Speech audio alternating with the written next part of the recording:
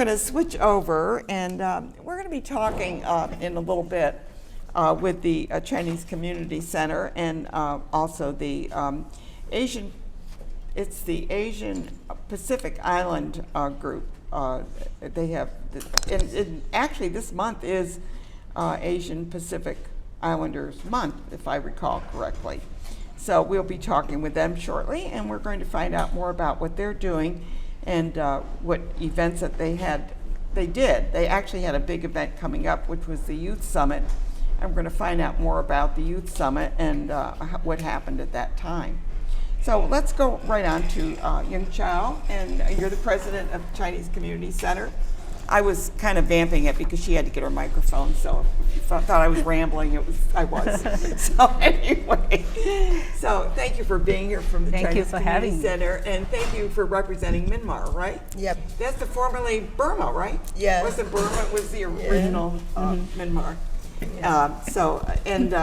You're also working with the Pacific Islander. Wow. It's Asian America and the Pacific Islander. Okay, it's Asian Americans and Pacific Islanders. Yes, it's AAPI. It's okay. Too many words. Yeah, too many words. And exactly, this is AAPI Heritage Bounce. Yeah. So we're so proud and pleasure that we can have us and showcase. So tell me, so you had a summit, a youth summit.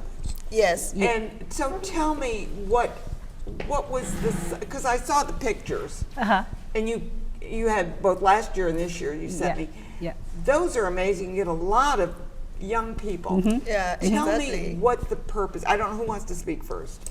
I can start first a little bit. So the whole name we call Capital Region AAPI Youth Empowerment Summit. Asian American Pacific Islanders. Got it. Perfect. So we had a Youth Empowerment Summit. So I think it happened very organically because when our community leaders meet together, get connected in some events, we found there were very common issues happened in our youth population. And fortunately, we also have a similar youth programs sponsored by the youth themselves. They propose that, say, we might have some issues or we might have concern. We want to work on that. So we see a lot of similarity, and they all work very meaningful, but often in silos. I should honestly just say that. So we just put everything together, and we want to create this platform to give the chance to uplift our youth voice, let them get connected, communicated, and also, to talk about how to address these issues. So that's why. Are you looking at like social issues? Are you looking at cultural issues? Are you looking at mental health issues? What issues are you looking at? Okay, and the age group. Okay, the summit, the last year summit is based on the AAPI Youth Showcase. Showcase mean what they work for the community, what they work within their school or the events are not only within the AAPI community, but even in their youth community. Okay, so this is the schools and yes. Yeah.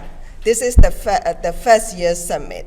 The second year summit is based on the mental health for the youth. Okay. So this mental health is based on the first year summit. You're building on it. Yes. Yeah. We found out that our AAPI youth, these teenagers has identity issues. Yes, and also inclusion issue within that age group. So they said, "Oh, we are too Asian." Some people say. Did you say they're too Asian? Two Asians, yeah. And some stereotypes. Some people say you are too American within the Asian community. Oh, you are too American. Oh my. So they have a dual identity. Within that dual identity. So they're kind of like tiptoeing through this. Yeah. So that's the problems of mental health for this within these teenagers of the AAPI community. We found out, so not only our community, there's the Chinese community, our Myanmar community, and also the others Asian communities, the same things. So we talk each other, so, oh, we have to do something for our kids and our youth. So, okay, mental health is the importance. So for this year, we did for the youth mental health workshop, and it is for the resilience for our the teenagers. Well, one of the things you're dealing with teenagers is they're going through a lot of issues anyway. Exactly. Anyway, I Yeah, mean, just exactly. they got a baseline, their issues. Now you compound it by you're too American, you're too Asian. I mean, it's like it blows my mind when you say that, but I understand that that's where they're feeling. And are they getting that from the how do I say, the other half? I mean, who's giving them those messages? Is it within their own community that they're saying, you're too Asian, you know, I'm Asian, you're Asian, but you're too Asian? I don't get it. I'm trying to process this. Yeah, I think it's because it's not, they live in community, right? In school, family, they have different cultural background. Yeah, exactly. Right? In school, maybe more American style, I mean, oriented. That's a lot of philosophy or behind that. But in family, maybe more culture values from their parents or grandparents. Yeah. Right? Oh, so they're kind of torn between the two. Yeah, well, maybe have a different expectation, maybe sometimes, but I don't see that there are common values. I think that's because our all human beings. Right, but go to some level, maybe they show in different ways, and maybe have, as I mentioned, maybe have a different expectation. Maybe in family, usually we have very high expectation of academic work, right? Yes, it's true. yes. Maybe it's in school. Your values are different. You value education more. You Yeah, value maybe this, in different, very specific way that shows a difference. So they need to navigate in this difference. Yeah. Sometimes there is conflicts. Sometimes they're can be combined together, but they still need to figure out how they advocate for themselves, or just say how to thrive in this community. And you have a social group within teenagers. Sometimes it is a little bit strange. You know, it's like I know of a girl who was quite smart, and she was kind of failing. And we asked her what happened. She says, "Well, boys don't like smart girls." Yeah. Like stylish. I mean, like popular girls, right? Is it? But my point is that it wasn't her. It was the outside influence that changed her perception of herself, right? So in that case, as a mother, I have my daughters, 14 years. So the same things. She wants to be smart, and under the kind of her expectations. And also sometimes she told me like that, oh, you are too, you are... Helicopter mom? Yeah, helicopter mom. Oh, helicopter. That's American. Or even That's tiger, American. tiger mom, you know. Tiger mom. Yeah. Yeah, you are helicopter mom, but it's every Asian parents like that. But they within their school community, it's a little bit awkward for them. So they don't want to mention, oh, our parents are really protective, something like that. So this is also kind of what you mentioned, the smart girls. The boys doesn't like smart girls. And the same things, the boys doesn't like kind of the smart Asian girls. Oh, yeah, I mean, but see, that's within their social group. They're getting that message. They're not getting it from their parents. Yeah. They're getting it from this social group who's now making up the rules, Yeah. right? And also a lot of social media. That, Yeah. You know, a lot and of social media is another yes. thing that, Yeah. that interrupts Yeah, exactly. the They get, resilience has to be so difficult for them to deal with. yeah. So this, what you're doing with this conference, is to bring this out so that Yeah. everyone can discuss.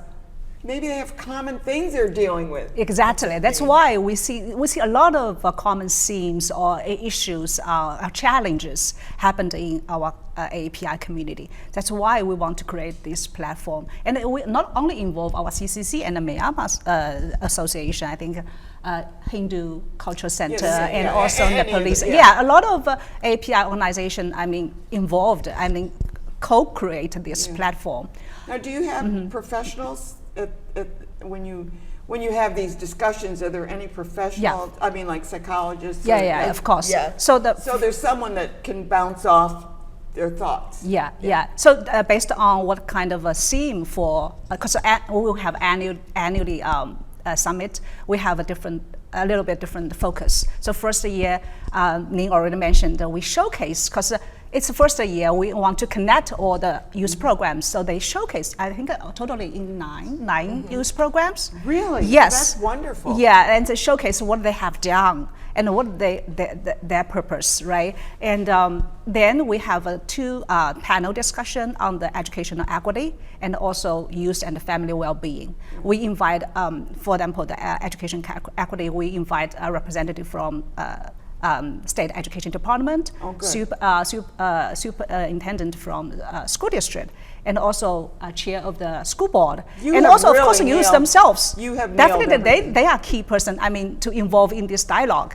Yeah. So I think Yeah, continue for this year. Yeah, Hnin can for this talk about. years, for the mental health workshops, we invite the licensed social workers from the education departments and state education departments and the pediatricians and the psychologists from Albany Med, and also one of our own community-owned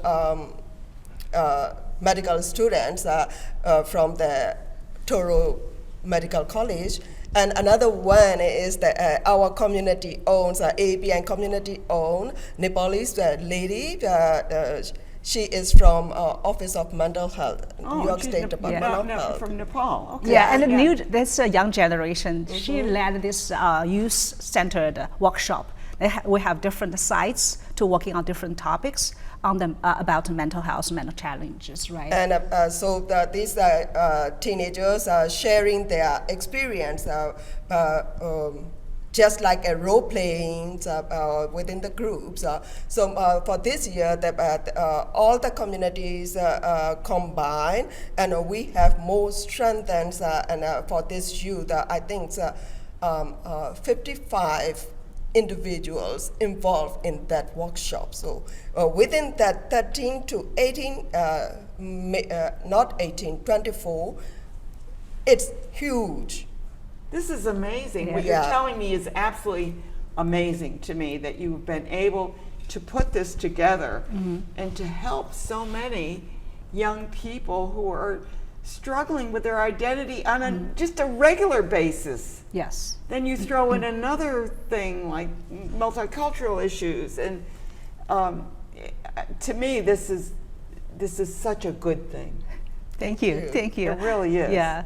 Because we need to support our youth, because the suicide rate, I hate to talk about suicide rate, but when students feel like they've been disenfranchised and they have nowhere to go, they look for solutions that are not the best solutions. Yes, exactly. So we see that especially for peer support, the advocacy or some workshop really helpful for them. Because sometimes I know that's theoretically we in school or in the community we try to get connected with one adult that they can offer the support, offer the help. But sometimes you mentioned the suicidal. A lot of suicidal kind of signal known by their friends or their peers Right. at first beginning.